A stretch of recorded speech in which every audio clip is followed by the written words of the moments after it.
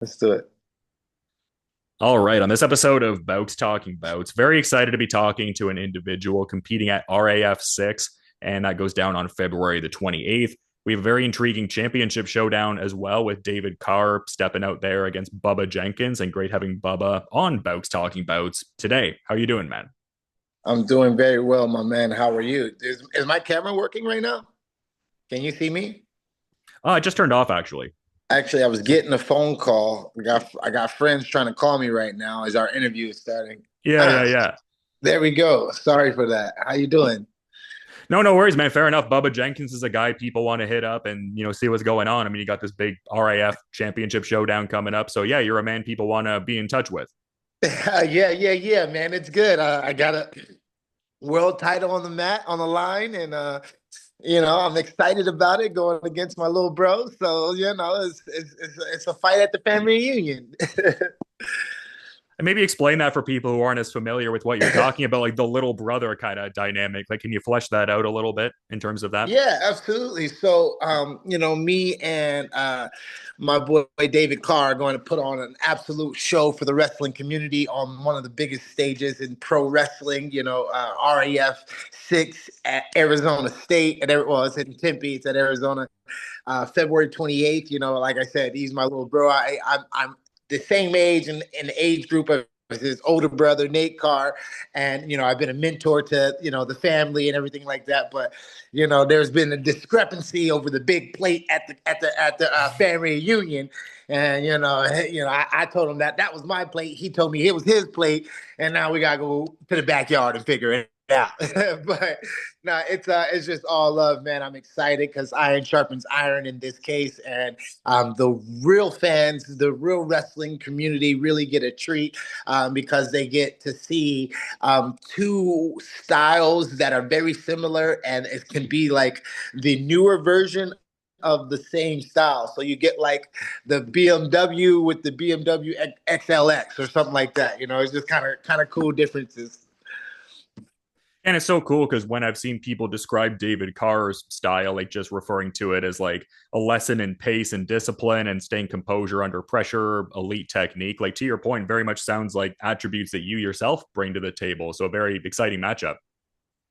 Yeah, absolutely, absolutely. And even while watching him and studying, the things that he does, it's like watching, a younger version of myself, and he says he's faster, so uh, I was pretty fast in my day, and I got some good speed on me still. So we gonna chase that and test that. But honestly, man, I'm just excited for the opportunity to for him to have put his belt on the line against OG like myself is just honorable, and it speaks to the character that he has. And he's a man of God, as am I, and we're two of the Lord's favorite warriors. So we're gonna go in this match and really show America, show the real American freestyle fans and the audience what true men after their purpose looks like while they're both competing for only one belt on the line.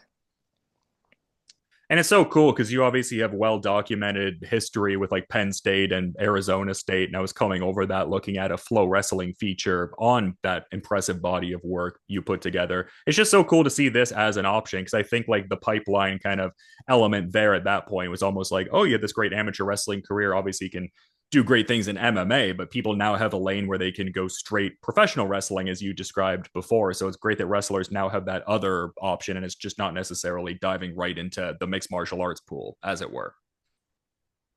Absolutely, man. And that's why I was so happy to be a part of not only the first two shows as the play-by-play commentator, but actually to compete in this show, to compete, to be about it, in every way that it's giving wrestlers and that wrestling opportunity and that wrestling dream a chance. I want to be a part of that because I'm that blue collar guy. I'm that guy that was celebrating and doing dance moves and trying to make wrestling entertaining as it was before MMA, before all, the bravado came. I wasn't, embarrassing you cocky kind of, how MMA has that twist, that kind of evil look to it. But in the sport of wrestling, I would celebrate myself. I wouldn't, demean the other person. And the entertaining of that really gave me a lot of fans. It really made me flash on the brightest stages in colleges, which made me a fan favorite, which made my style a fan favorite, an entertaining style of wrestling, and which was one of the reasons why RAF was like, "Yo, we got to get you on the mat." So that's why we're here. And that's a very interesting distinction point. I guess I never even necessarily saw it in that kind of way, but it makes a world of sense when you phrase it that way. Like insofar as like wrestling being very much like, hey, I'm speaking confidently, but I'm touting, my abilities. I'm not necessarily like deriding anyone or putting down my opponent, which seems like the more common way of, I guess, expressing oneself in MMA to get attention. So yeah, that's an interesting kind of dynamic there. And it's a thin line. It's a very thin line. You get some people, if you've watched any time that I've celebrated or I was having a good time celebrating, I was never really in my wrestling days. I was never really trying to attack that person. I would celebrate the LeBron James celebration. I would do my own thing, just get the fans or my fans or the people who liked me involved. While the match was going on, I would be moving my feet in ways that, would kind of confuse my opponent, but would look like showboating. And, I would be dancing and moving and having a flow about me that, the blue collar, straight,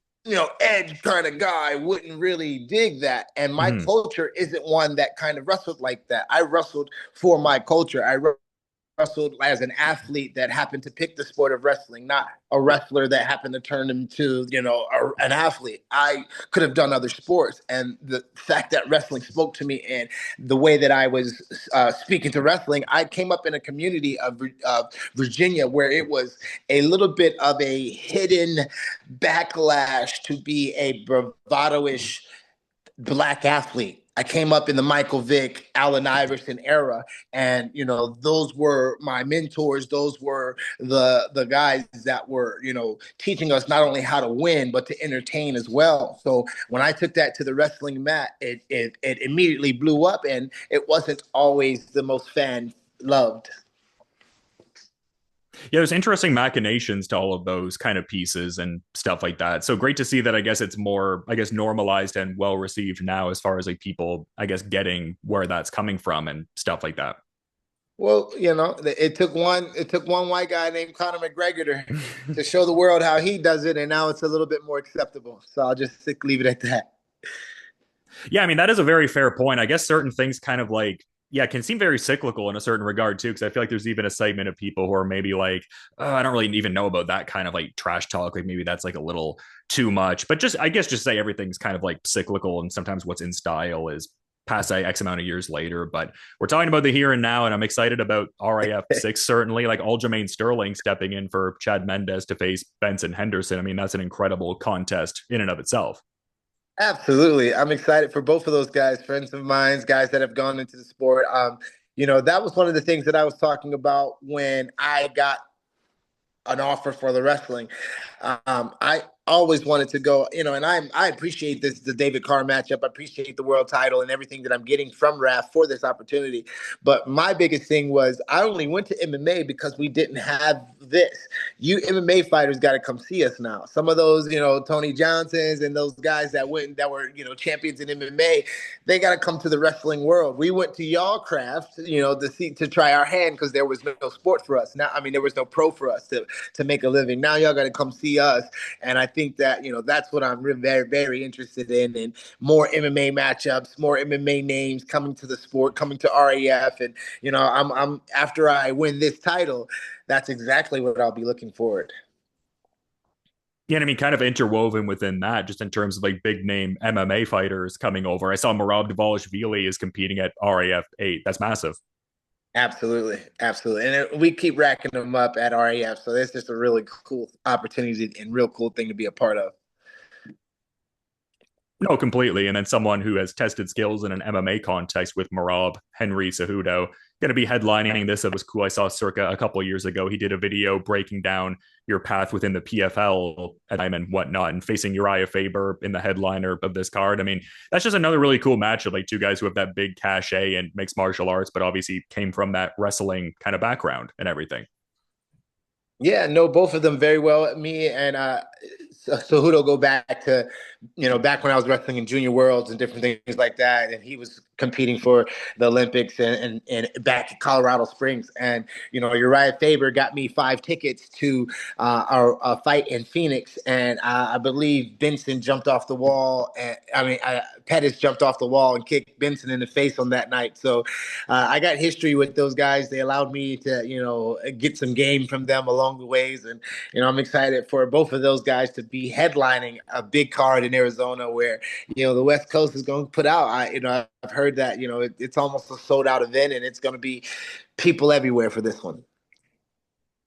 Yeah, super exciting, and I love what RAF is doing. But I did have, I guess, some slightly divergent questions from just RAF, even though there's ample questions to ask within that. But I did notice that there was some scheduled bookings you had for some of the different DBX cards that they did in 2025 and extenuating circumstances resulting in those not panning out. But just to say, is there that desire to get like a DBX fight or maybe even more MMA fights going forward, or mostly like RAF centric going ahead, you'd say?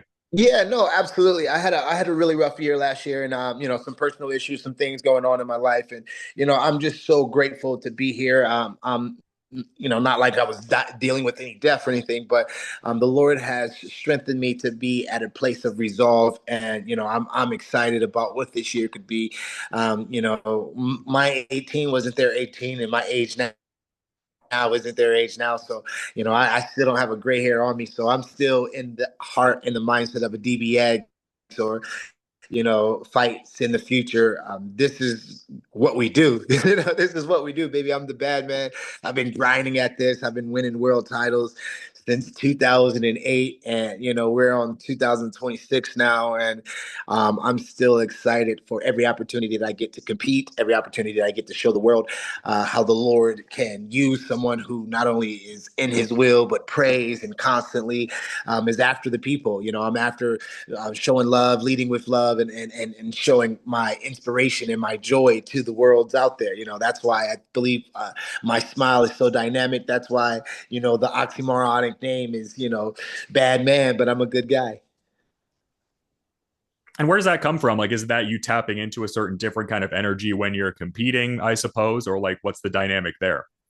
Oh yeah, absolutely. You got to have that, as Dewey Cooper talks about. Dewey Cooper's Dewey Cooper, but he also becomes the Black Cobra, and you got to have a little bit of that jacket of confidence, a little bit of that jacket of bravado, of entertainment, of untouchability. Because when you get yourself locked in those cages or in these one-on-one situations, it's you and your thoughts against that opponent. It's you and your thoughts against that opponent and the crowd and the things that he's doing and the things that his coaches are yelling. So it's a really an understanding of how to put on a new face, a new hat to compete at a level that maybe your original self is not able to do. And it's not like spiritual or anything like that. Don't say that you're encompassing anything weird. It's an understanding that I'm turning into this mindset of a warrior to go at the task that is at hand. And a lot of times, I'm leaning on God for those things. I was gonna say, even based off your phrasing, maybe you don't look at things in this kind of a context, but you just had such a great wrestling career and I mean great MMA career too, but we're keeping it like wrestling centric and just even like fixating on say like the 2011 NCAA championships, like the Right. narrative components of your David Taylor victory and the great story that led up to what I would think would be a very cathartic victory there. Like, is this next upcoming contest almost like something that could stand to usurp that in a certain sense, just being that it's like a professional wrestling title and it's like that next big chapter in the journey? Or is each big victory its own kind of separate, part of the story and thing to appreciate in its own way? Yeah, no, I think it's the latter. I think it's the latter. I I think it'd be very hard. And David Carr being one of the world's best right now, if not the best, I'm basically preparing him to go to the world, as we get ready for the 2028 Olympics being here and, him probably being the Olympic starter as a mentor of his in the past and, someone who happens just to be going against him because it's the fray of the opportunity of the belt, right? This is me prepping the best in the world to have an opportunity to go represent us. This ain't me trying to, steal the spotlight or usurp my David Taylor win. I will say this ain't the first Goliath named David that I'm going to have to slay, but I will be excited for the opportunities that they go on. I mean, he goes on to after this. This is every moment. I go from testimony to testimony. I go from trial to trial. Everything that I've been through in life has its own chapter and has its own glories and has its own heroes in those chapters. So, this one is just a whole nother one where I have a lot of my middle school hometown friends in my corner. Phoenix, Arizona State affiliation. Those guys are Brian Stiff, T. Edwards, Corey Williams. Those guys are Virginia guys that happen to live in Arizona, that happen to want to be, still in my corner since childhood memories. So I'm excited to not only have this new chapter be written out, but to have the new heroes, to have the new villains, whoever that may be. And my friend told me the other day, man, it must be the God you pray to or the prayers in what you're saying in your prayers. But I don't know anybody who believes like you believe. And it's truly not a belief in myself. It's a belief in, like he said, the God I serve. No, for sure. I mean, wherever you can get that grounded kind of belief from, for sure. And it seems like that grounded belief also, to an extent, exists in your belief that American wrestling is better than Russian wrestling, which I saw you said in an interview a few years ago. Maybe we can get you in there with like a Russian wrestler and we can kind of test that in like a pure wrestling context and see it play out. I think that'd be great. Absolutely, absolutely. I would put my wrestling and my USA wrestling compadres against any of the Russian style, and we're doing it. As you see, that was a thing of theirs in the past. And when I was speaking of that, I was speaking of in MMA because we Sure. have a folk style, college style, and we control guys. So when we get on you in MMA, the college wrestler is better than the freestyle brought up wrestler of Russia. But now that we're even seeing America take off in worlds and take off in other events where we're just dominating so well, it was a thing of the past, not even a thing of the past, a thing of my generation to where the Russians were dominant. Even when I won junior worlds, there were 8 weight classes and 7 of them were Russian champions. So it's not like, oh, how can he not remember that Russia was dominant? No, I know of that generation, Russia was dominant. One, I was speaking of in mixed martial arts. And two, the times have changed now because USA is on the map with the Snyders and the Burroughs and the Dakes and the Cars and you name it, we got them and we can compete with them at the best in the world. It's almost an upset or a tragedy when we don't win worlds like the Spencer Lees and things like that because they're so expected to be the dominance. No, for sure. And I guess one last thing I kind of wanted to touch on, just because I thought it was a bit on the intriguing side. I saw Sean Wheelock posted something on Instagram about certain active pro fighters that take his bare knuckle refs and judges training courses, and he touted you as someone who was part of that. Like, are you looking to get into the refereeing and judging realm for bare knuckle? Is it just like a broader curiosity you piece, or? know, they tell you not to let your left hand know what your right hand is doing, but there's an interview. I ain't gonna put it all out there, but Yeah, yeah, I'm a yeah. very intelligent man, so when I see the times and I see the ages of things that are swaying and moving, I happen to live in Vegas. I happen to know how to commentate fighting and know how to commentate wrestling and different combats. I'm one who is very indulged and very educated in both of the sports, and when I've gone to some of these seminars and some of these things, it has given me such a more light, such a better informed mindset about different fights and different things. I've been to so many different combat events that having gone to some of these seminars really do give you some insight that you did not expect. And I wish that I had known some of these things. There might be some times where I got sons coming up that I'll probably take them to one of these things before they're events or pros or stuff like that, just so they can have those nuances. And while I was commentating, I was looking into those things, but I'm also obviously looking into judging. I don't know if I'm gonna get in there and referee. I'd rather be on the outside watching and giving my grades, because also I have seen the game be a terrible game of judging, taking away fights and people losing their victories because of politics and things like that. And if I can get in the game and give the real athlete, the real fighter, the real combatant, the eyes that need to be seen and not eyes of old or eyes of politics, that's usually the aim. And I'm a man of the people. I'm a man of the Lord. So I'm always after his will. And that's something he just led me to. No, I hear you, man. I mean, savvy and, analytical to kind of like look at it through that lens and stuff like that. It seems like you have your finger on the pulse for sure. And people very much having their finger on the pulse with this RAF card for sure. I'm certainly stoked to see this on February 28th. But just, yeah, curious if you maybe had a final parting thought you wanted to add as we're kind of wrapping up, Bubba. I really do appreciate the time.